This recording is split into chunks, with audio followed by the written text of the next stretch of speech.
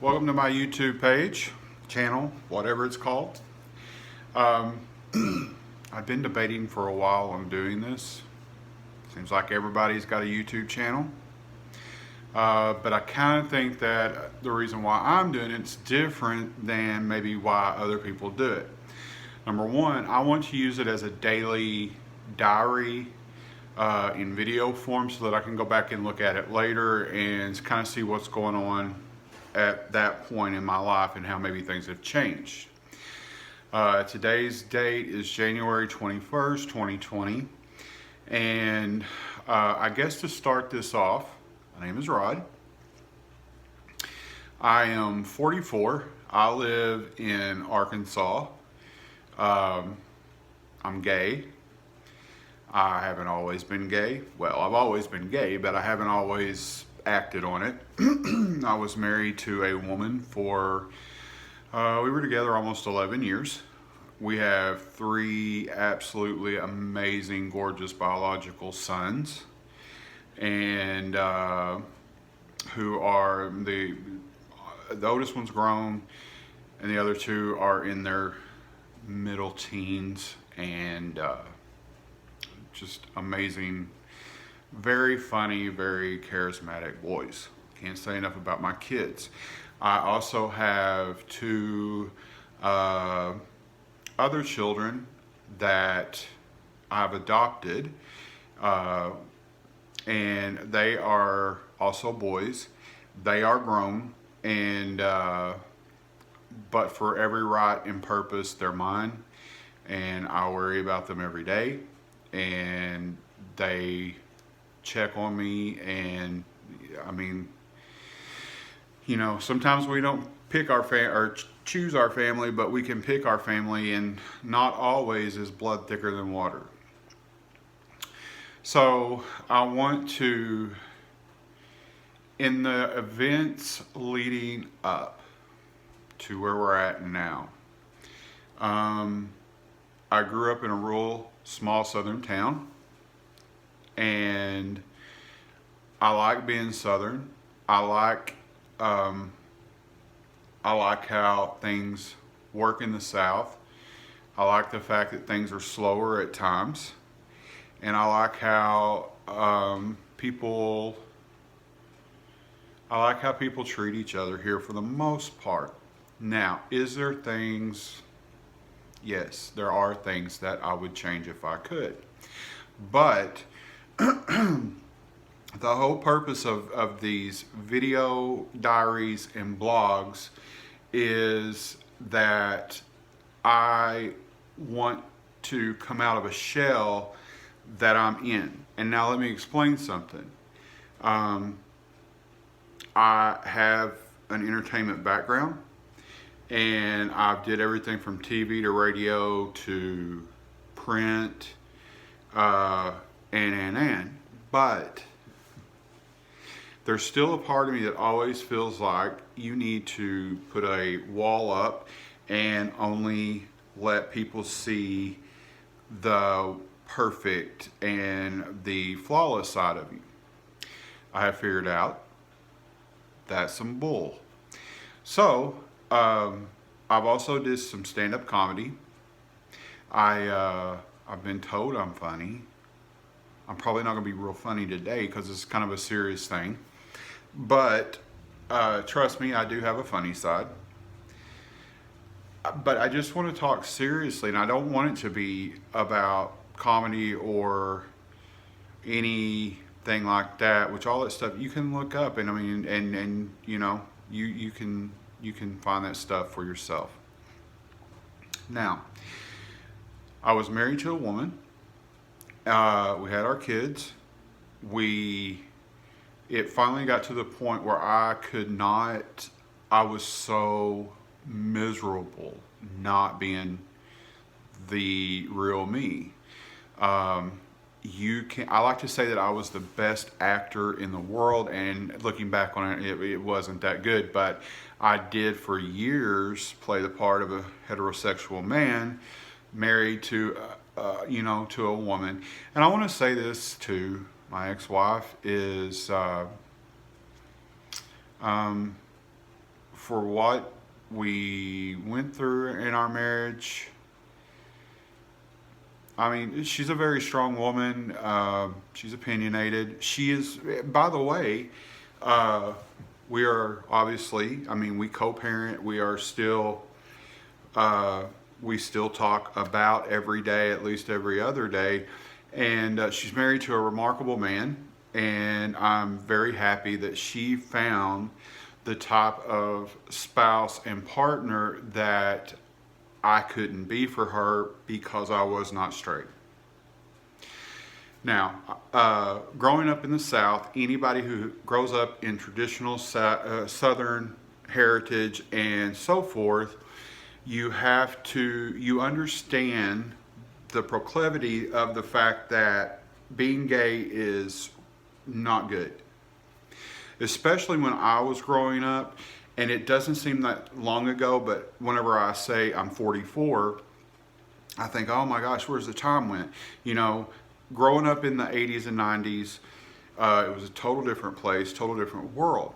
I watched these young people, and I call them young people because they're roughly my oldest child's age, maybe a little bit over. Say people in their 20s up to close to 30, and they talk about how hard their struggle has been, but how it was probably easier than it was for people 10, 15, 20 years ago. And to that I say, you're damn right. I originally got outed kind of when I was 17. My mother was Snoopy and found a journal that I was keeping. I was supposed to keep one for school, and I was supposed to, that we turned in one of our English classes. And I love to write, by the way. I love to write, and I do quite a bit. But then I kept a personal journal that I thought I had well hid, and guess what? I did not. So that kind of come about, and at the same time I was feeling, I had dated girls, I was dating girls probably at the time. I know I was, because I was actually, before I married my ex-wife, I was for a very brief second engaged to another girl. And I was trying to make myself something that I wasn't. It's kind of like putting a square peg in a round hole. It doesn't matter how you do it, it doesn't fit. Even if you pound it in there, it's still. So then, and I think every person for the most part deals with this when they're transitioning from the realization that they are gay over to the fact that they want to be openly gay, which that whole process is called coming out the closet, swing that door open. That is a very, very challenging, scary, horrific, nerve-wracking, anxiety-ridden time. Feelings are off the chart. Now, I know there are 1,001 coming out stories on YouTube. But here's the deal. This is mine. And if there is even one thing that I can say that makes me know that maybe I helped someone, it was all worth it. The thoughts of being able, in my heart, the thought of being able to help one person, it's all worth it. Now, after my marriage ended, because it finally did, and my ex-wife and I went our separate ways, I made the decision to live as a gay man. And I had, so let's go back to whenever I was 17, 18. So I kind of come out, and my mom, I'll never forget, we were driving down a street, and my mom stopped and she just asked me, she said, "Are you gay?" And I remember thinking, my heart just stopped, A, and B, if it hasn't, let it. Because I did not want to say yes because I always lived in fear of disappointing my mom and dad. My mom a lot more than my dad. Because my dad, I could crack a joke and that would be it and we'd move on. But my mom, it hurt my inner core. It hurt my soul to think about disappointing my mom. And that was a very, very hard thing to try to navigate. So I finally said yes, and I later found out. So she decided that I needed to go see a shrink. So next thing I know, I'm going to see a counselor. Well, I don't even really remember how that started, stopped, ended. I don't remember. But anyway, I later found out that my mom actually went and talked to a counselor. No idea what the counselor said. Remember, this is like 1992, 1993. Now, in 1993, 92, 93, school year was my senior year at school. And I was feeling all these things. And before, like when I was probably, 14, 15, 16, I would get crushes on girls. I wouldn't say that they were strong, but I kind of crushed on these girls. Okay. Then all of a sudden things kind of started changing, and it wasn't girls that I got crushes on. It was dudes. But I felt like I needed to keep trying to act like I was having crushes on girls and to keep that, that show going that I'm straight. Okay. Now, I decided to come out to 3 of my best friends. Okay. They are, I gotta move the camera back just a little bit. In high school, we had a pretty tight group of friends, boys and girls. There was 7, 8, 10 of us. And I decided that I was going to come out, and I'm scared to use these people's real name because I don't know if they would want me to, but I'm not saying anything that would hurt them.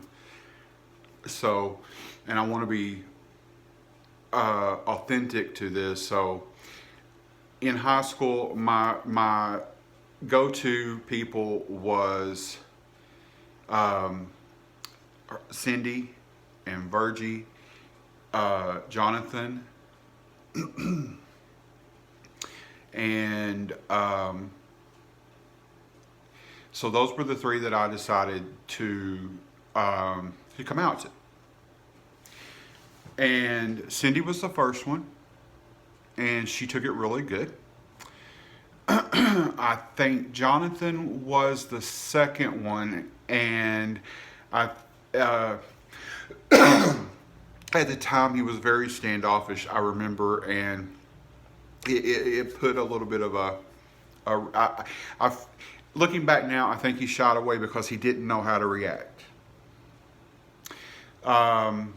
Virgie was the third one, and she was like in denial at the very beginning for the first day or 2, and then she got over it.